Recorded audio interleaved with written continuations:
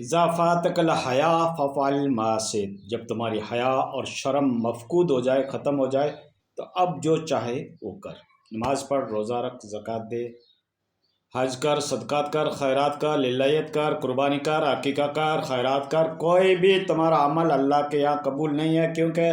حیا اور شرم کا تو تمہارے اندر مادہ ہی نہیں ہے، تمہارا بیڈ کریکٹر ہے، تمہارے اخلاق اچھے نہیں ہیں۔ جب دیکھو شرم اور حیا جو ہے نا، یہ اسلام کی بنیادی چیزوں میں سے ہے۔ اسلام کی جو بنیادی چیزیں ہوتی ہیں اس میں سے شرم اور حیا،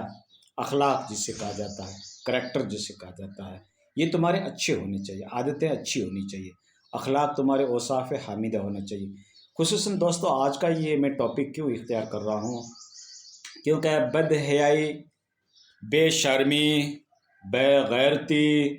اس وقت عروج کے اوپر ہے۔ ماڈرنائزیشن زمانہ، نئے نئے فیشن نکل گئے، نئے نئے ماحولیات کا ہم فیش کر رہے ہیں، نئے نئے طور و طریقے پیدا ہو گئے، اس طریقے سے فیشن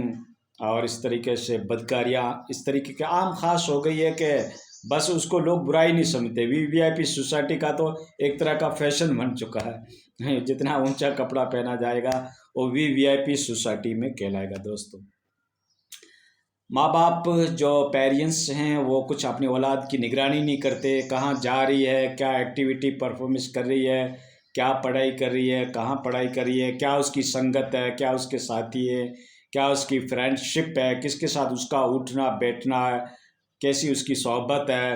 کیا اس کا نیچر ہے، کیا وہ موبائل کے اوپر دیکھ رہی ہے، کس سے بات کر رہی ہے، کس طریقے کی گھر اور گھر کے باہر کی اس کی ایکٹیویٹی ہے، کس طریقے کی ان کی مشغولیات ہے، کس طریقے کی ان کی ورکنگ ہے،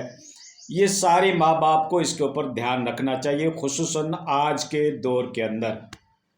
اچھے اچھے شکشت پریوار کو ہم دیکھ رہے ہیں، ایجوکیٹڈ پریوار ہے، مہذب پریوار ہے، ساری فیسلٹیز ان کے گھروں کے اندر اویلیبل ہے، ساری ویوستھا ہے، لیکن اس کے باوجود اولاد اپنے ماں باپ کے کنٹرول سے باہر نکلتی جا رہی ہے۔ یہ حقیقت ہے، ایک ایسی واستوکتا ہے جس کو چاروں ناچار ہمیں تسلیم کرنا پڑے گا۔ ٹھیک ہے، آئے دن واقعات بنتے ہیں، فلاں لڑکی ایسے بھاگ گئی، فلاں لڑکی کے ساتھ ایسا ہو گیا، فلاں کے لڑکے نے ایسا کر دیا، فلاں ایسے ہو گیا، آئے دن اخبارات کے اندر آپ یہ لوگ پڑھتے ہوں گے۔ ٹھیک ہے نا، ہاں، نہ وہ اپنے مذہب، نہ اپنے دین، نہ اپنے نبی، نہ اپنے قرآن، نہ اپنے خدا کا کوئی خیال کرتی ہے، بلکہ بس وہ ایک جنون اس کے اوپر سوار ہوتا ہے، سیکسولوجی کا، اور یا پھر یوں کہیے کہ اپنی فطرت، اپنی نیچر کا ایک جنون اس کے اوپر سوار ہو جاتا ہے۔ وہ آگے پیچھے، back side, right side, wrong side کچھ نہیں دیکھتے، اور وہ اپنا ڈیسیجن، اپنا ورڈکٹ ایک حالت جنون، حالت پاگل پن کے اندر وہ اختیار کر لیتے ہیں، اور بعد میں ان کو پچھتانا پڑتا ہے زندگی بھر کے لیے۔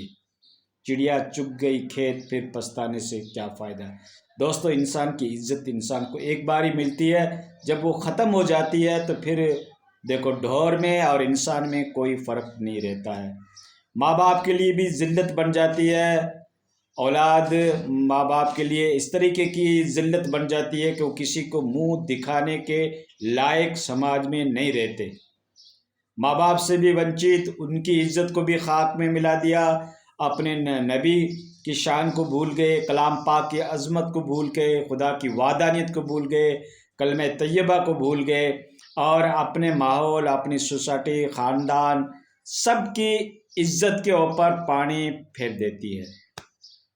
اس طریقے کے جو اسٹیپ اٹھائے جاتے ہیں، اس طریقے سے جو قدم اٹھائے جاتے ہیں، وہ ذلت آمیز کہلاتے ہیں۔ کوئی ایک سماج کے اندر نہیں ہے، ہر سماج کے اندر یہ واقعات بن رہے ہیں۔ آپ اچھی طریقے سے واقف ہیں، جنرل نالج رکھتے ہیں، گلوبل جانکاری ہے آپ کے پاس، ورلڈ لیول کی آپ نالج رکھتے ہیں، تو آپ کو یہ تو سارا معلوم ہی ہے۔ یہ ہمارے استانک لوکل حساب سے بھی واقعات بن رہے ہیں، اور مطلب ملکی اعتبار سے بھی واقعات بن رہے ہیں، آئے دن آپ کے پاس نیوز آتی ہے۔ لیکن دوستو اپنی اولاد کو اپنے کنٹرول میں رکھنے کی کوشش کرو، کیا اس کی ایکٹیویٹی ہے، کس طریقے کے وہ کام کر رہی ہے، کیا اس کا مشغلہ ہے، کس طریقے کی ان کی ورکنگ ہے، کون سا موبائل استعمال کر رہی ہے، کہاں پہ بات کر رہی ہے۔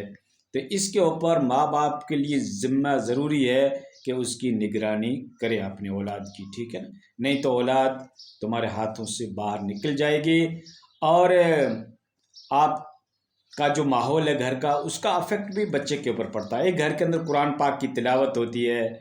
اللہ کے حضور میں سجدے ہوتے ہیں، خدا کے حضور میں رو رو کے دعائیں کی جاتی ہے، صبح اٹھتے کلام پاک کی تلاوت ہوتی ہے، تسبیحات اور تحلیلات اور اللہ کا ذکر کیا جاتا ہے، ماں اس کی اگر نیک ہے تو اس کا افیکٹ، اس کا اثر، اس کا پربھاؤ، اس کا امپریشن اولاد کے اوپر پڑے گا، اور اولاد کی جیسے آپ شروع میں تربیت کریں گے وہی رنگ آپ کو لاسٹ میں نظر آئے گا۔ The first impression is the last impression, انگریزی میں کہتے ہیں، جو سندھی میں کہتے ہیں تو ڈنا ہوا مال جا وہ کپڑے پہ نتھا لہن۔ جو پہلا آپ رنگ بچے کے اوپر چڑھاؤ گے، جس اخلاق، جس نہج، جس اسلوب، جس شرافت، جس پاک دامنی کا آپ رنگ بچے کو سکھاؤ گے شروع میں، تو لاسٹ تک اس کے اوپر رنگ چڑھا رہے گا۔ دینیات سے جوڑیے، دین کی باتیں بتائیے، غیرت کا پاٹھ پڑھائیے، شرم اور حیا کا مادہ سکھائیے۔ فالتو قصہ کہانی سنانے سے بہتر ہے کہ اپنی اولاد کو دین کی باتیں سنائی جائے، دینیات سے جوڑا جائے۔ جو دین سے بچی واقف ہوگی اس کے دل کے اندر خدا کا خوف ہوگا، ٹھیک ہے؟ باقی بچی کا جو آپ رشتہ کرنے جا رہے ہو تو اس رشتے میں بچی سے بھی رائے مشورہ کر لیا کرو، یہ ناچیز کا خیال ہے، نہیں تو پھر وہی بچیاں غلط قدم اٹھاتی ہے۔